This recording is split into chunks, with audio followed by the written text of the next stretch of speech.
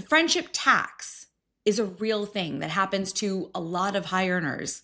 And the reason it causes so much discomfort is precisely because it lives at the intersection of money and love. Two things we are not great at talking about separately, let alone together. Who the f*** am I to tell you what to do with your money? My name is Priya Malani, currently managing millions of hardworking dollars. Enough foreplay. Let's talk Money. Welcome to the F word. Smart money. No bull.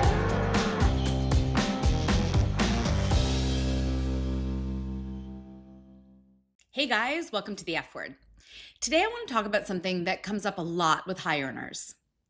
It's the financial pressure that builds when your income pulls ahead of people you're closest to. It's called the friendship tax. And it describes the way that life unfolds differently for different people. Someone who was your financial equal at 25 is in a very different place at 35. And what happens in that gap is interesting.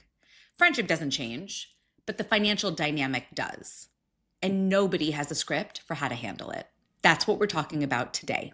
The friendship tax, what it costs, why it's so hard to navigate, and why you're not alone in feeling it. So let's get into it. Here's a scenario I want you to think about.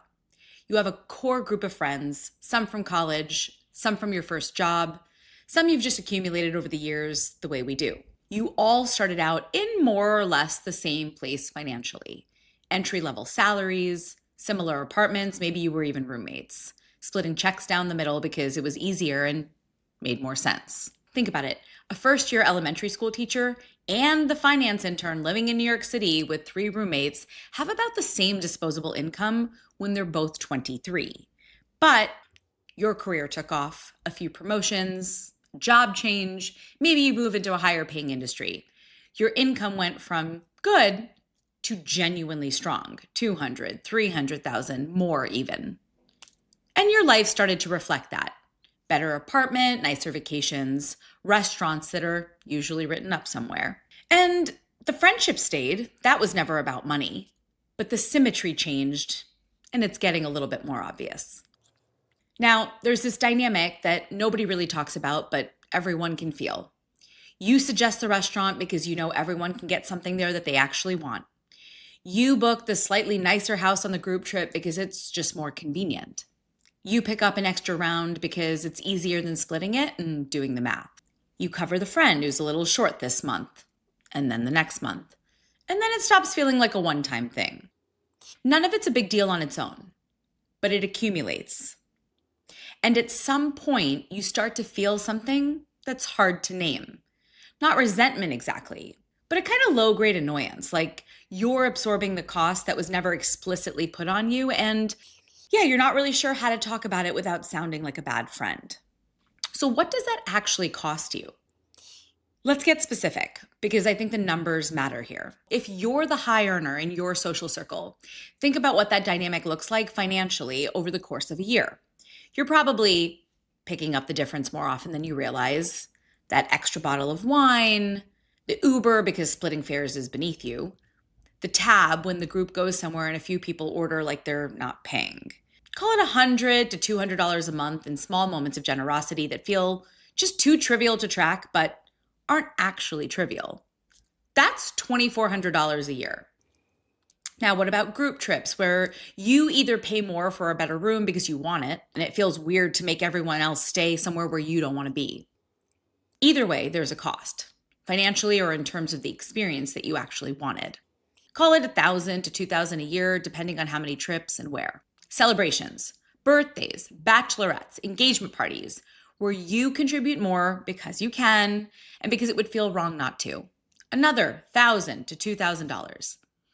Add it up, and you're potentially looking at around $4,000 to $8,000 a year flowing out of your finances and into the social contract of a friendship where you just happen to be the person with the most.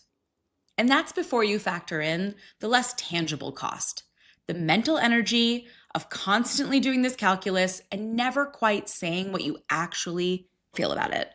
To be clear, I'm not against generosity or remotely suggesting that life is fair. But I think it's worth noting. Let's talk about what makes it particularly complicated for high earners. The discomfort runs in both directions. On one side, you don't want to be the person who makes your friends feel bad about what they earn. You remember what it felt like to be early in your career, to feel that gap between yourself and someone else with more. And you'd never want to create that feeling for somebody you care about. So you absorb the cost. You make it easy. You have the ability to cover it, so you don't say anything. On the other side, the cultural narrative around making good money is that you don't get to complain. You make $300,000 a year. What exactly is your problem? So even when something genuinely bothers you, there's a layer of self-censorship that kicks in. You talk yourself out of having the feeling before you've even fully had it.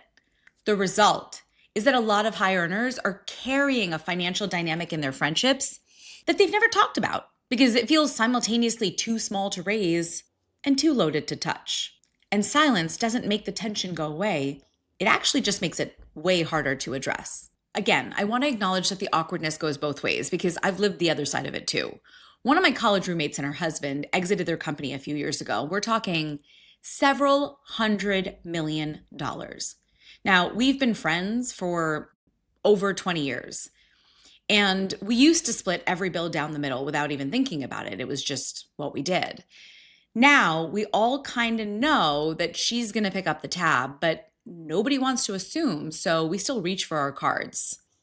She'll organize a holiday dinner and show up with $200 in Christmas gifts, and while we do bring gifts too, it's just not on that level. Her generosity is genuine. She keeps saying how fortunate they are, and I know she means it. But it puts a different kind of weight on the people around her, even the ones who love her and have known her forever. I make good money, but in that relationship, I am absolutely the broke friend. And it's awkward in a way that even 20 years of friendship doesn't fully dissolve. There's something else going on here that I think is worth noting. When your income changes significantly, your financial identity changes too. The way you think about money, what feels like a reasonable amount to spend, what feels like a stretch, all of that recalibrates. And that's a good thing. That's your financial life growing with your income, the way it absolutely should. But your friendships don't automatically recalibrate with you. And that's where it gets sticky.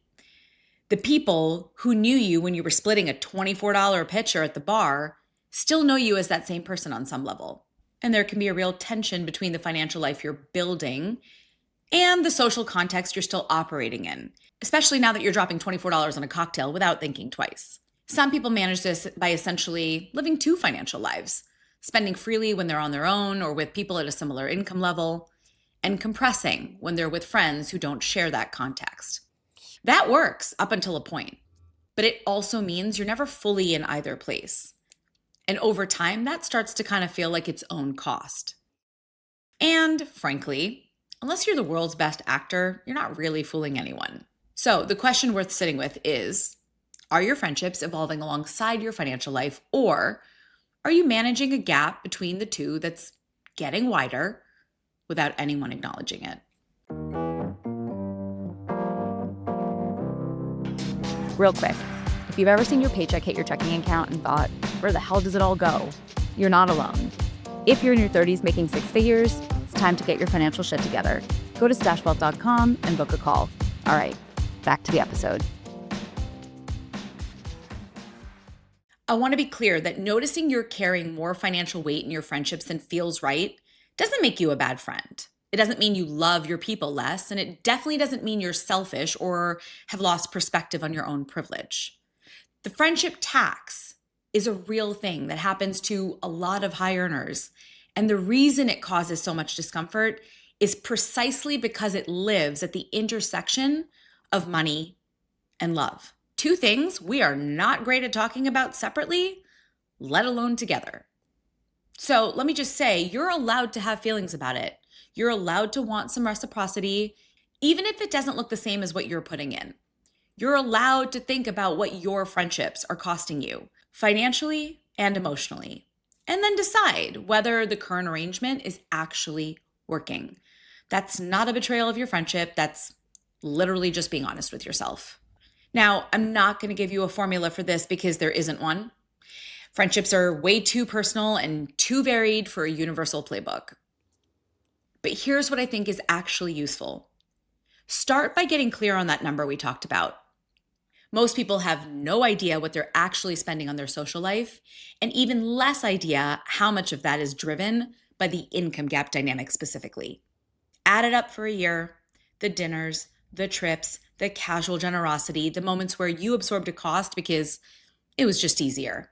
Just know that number, because you can't make a decision about it or about how to move forward if you don't know where you're starting from. Next, get comfortable with the idea that you can be generous without being a financial shock absorber. Generosity is a choice.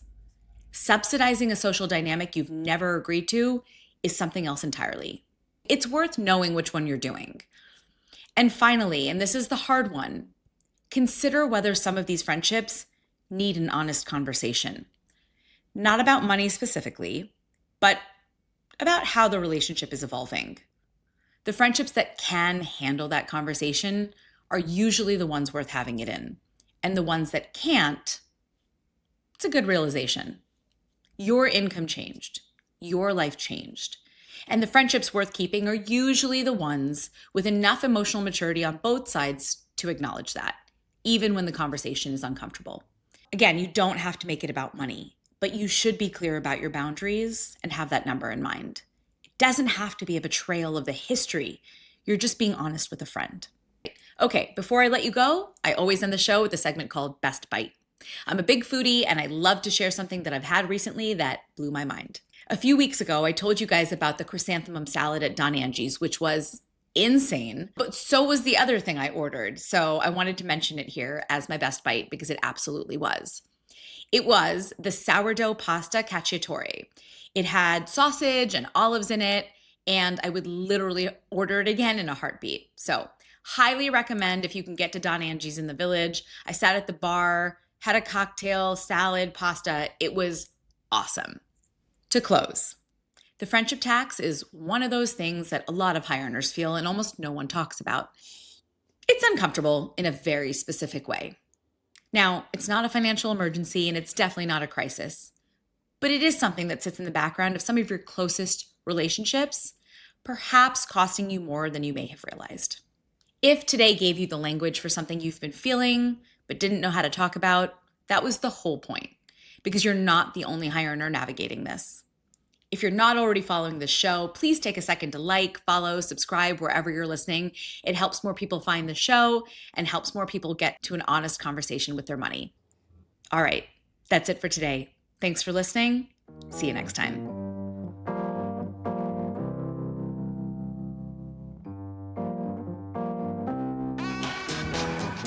Thanks for listening to The F Word with Priya Malani. If you like what you heard, hit subscribe wherever you're listening and leave us a review while you're at it. We're approval junkies. Don't forget, you can find a ton of great resources, content, courses, and other freebies at stashwealth.com. Now, for the capital S stuff our lawyers want us to say. Stash Wealth is a registered investment advisor. Content presented is for informational and educational purposes only and is not intended to make an offer or solicitation for any specific securities, product, service, or strategy. Consult with a qualified investment advisor, that's us, before implementing any strategy. Investing involves risk, including the loss of principal. Past performance does not guarantee future results. There, we said it. Did I have that up?